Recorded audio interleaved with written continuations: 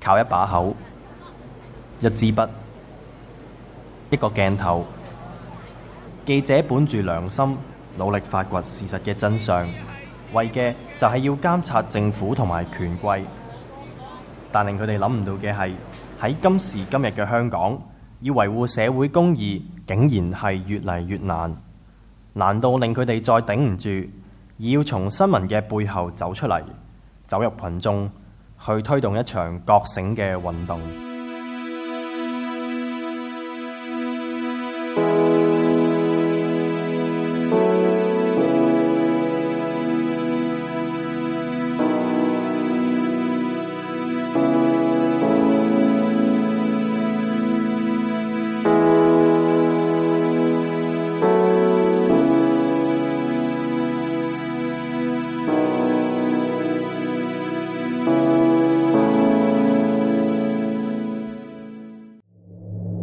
2014年2月26號，明報前總編輯劉進圖喺西灣河遇襲，身中6刀，喚醒咗香港人對新聞自由嘅關注。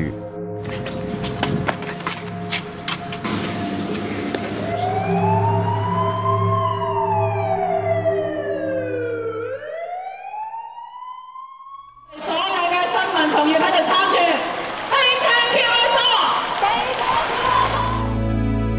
我哋手中嘅筆係唔能夠對抗東風，但係真相嘅火係可以喚醒良知，我哋係唔會退縮嘅。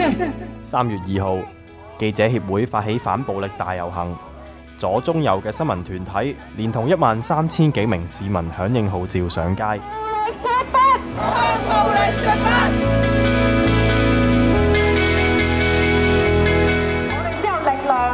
向一啲無形之手反抗，好多謝你哋今日站出來支持我哋。萬條藍絲帶已經全部派完啦，多謝你哋。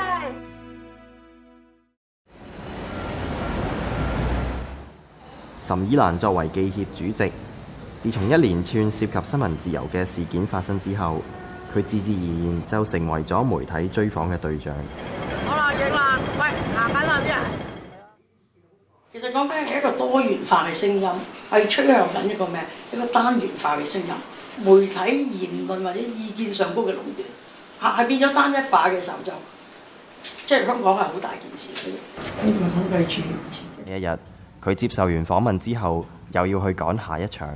嗰啲市民咧，接晒啲藍絲帶喺度慰問嚇，即係。3月2號嗰次係嘛？咁我陣間咧，劉進圖生日咧，我哋就會將呢份禮物就拎去醫院送俾佢。中午嘅時候就約咗呢個壹週刊啦，佢做我一個人物訪問啦。晏晝咧，我本來預計咧自己佢影完中環嗰輯相咧，我就應該可以翻記協去做嘢㗎啦。咁因為咧就要爭人兩邊稿，咁但係咧就今日咧因為係劉進圖嘅生日，咁咧佢一班嘅朋友咧就希望搞一個surprise 嘅 party 就俾阿劉進圖啦，咁所以而家咧就趕住去呢一個嘅東區醫院啦。26號嗰日12點幾嚟到，咁咧就阿劉進圖喺度急救嗰日，成班記者好多記者已經跪晒。劉進圖遇襲事件為香港社會帶嚟咗巨大嘅衝擊。唔同界別嘅人亦都開始為新聞自由而發聲。你係咩人先？我係做報紙嘅，好好奇你哋做緊咩啫？寫嘢。反暴力遊行之後，一班劇場嘅創作人以劉進圖被斬6刀為題，創作咗一套讀劇，希望透過讀劇表達對新聞自由嘅關心。我哋喺度建立緊精神勝利法，就係用眼神同埋意志去表達我哋對當權者嘅憤怒。岑以蘭亦都有到場，表達對創作自由嘅支持。咁我希望咧喺社會唔同嘅範疇裏邊嘅人咧，通過個人唔同嘅方式去表達同埋支持言論自由、新聞自由同創作自由呢啲咁嘅核心價值。讀劇嘅呢一班人好多都做過記者，佢哋從前用筆去寫新聞，今日就用筆去寫劇本，提醒香港人唔好再沉默落去。我哋每一個人都有支筆㗎，如果支筆唔係淨係劉進圖先生有，係我哋每一個人都有。即使你有嘅唔係一支筆，但我相信你身上面、你嘅手裏邊都會有一樣嘢，你係可以去運用，可以係為呢一個嘅地方去做一啲嘢咯。我見得到有咁多人企喺度，有人嚟到去發起去做呢一個咁嘅運動，有咁多人義不容辭走埋嚟到去參與嘅時候，即係證明我哋呢一股嘅力量已經係存在緊，因為我好相信我哋係在光。咁啊，胡力漢啊，外界好關注嘅政改問題啦，終於咧就喺18大報告揭曉，有冇新意呢？嗱，其實如果係細心睇本屆嘅金堯如新聞獎得主、有線新聞中國組採訪主任胡力漢，20幾年嚟一直穿梭中港兩地進行採訪。佢話：以前佢會覺得兩地嘅新聞自由度差距好大。咁啊，就算喺上面後1-2個禮拜，咁點咧都要翻落嚟香港唞唞氣。過咗嗰個邊境之後咧，就感覺到咧有一種咧就鬆一口嘅感覺，即係話籠統啲係講自由啦，實際講啲啦，喺近2-3年啦，感受到咧係個差距係細咗，即係話落嚟香港咧都要避忌一啲嘢。胡力漢認為，香港如果冇咗新聞自由，就會得返一種聲音，將社會推向一個極端嘅境地。個新聞自由就係幫個社會拉翻去一個理性或者平衡，就係因為你唔同嘅人可以提出嚟反對你嘅聲音，咁可以大家可以互相反省。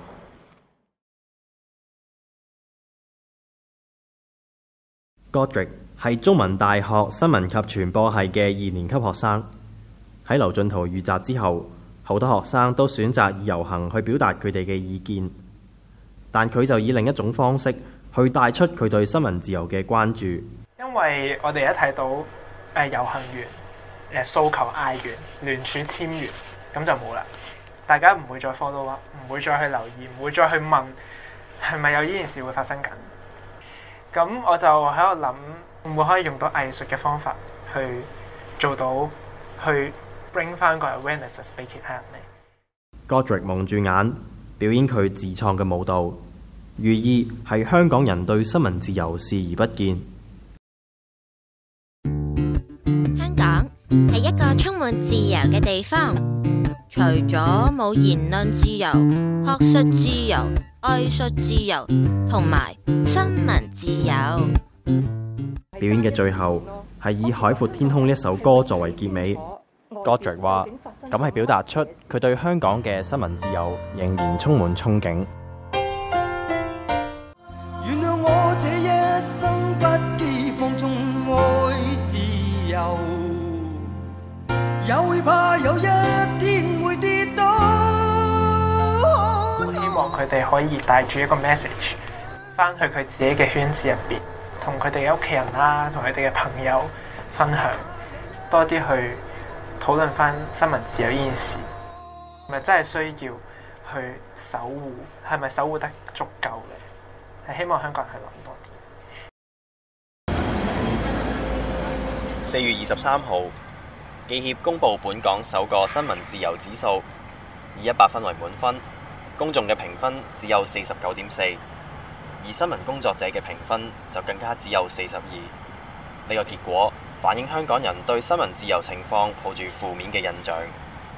面對新聞自由日漸萎縮，我哋嘅核心價值亦都喺度逐漸消散。要喺風雨中抱緊自由，唔單止需要新聞工作者撐住，更加需要嘅係香港人嘅支持。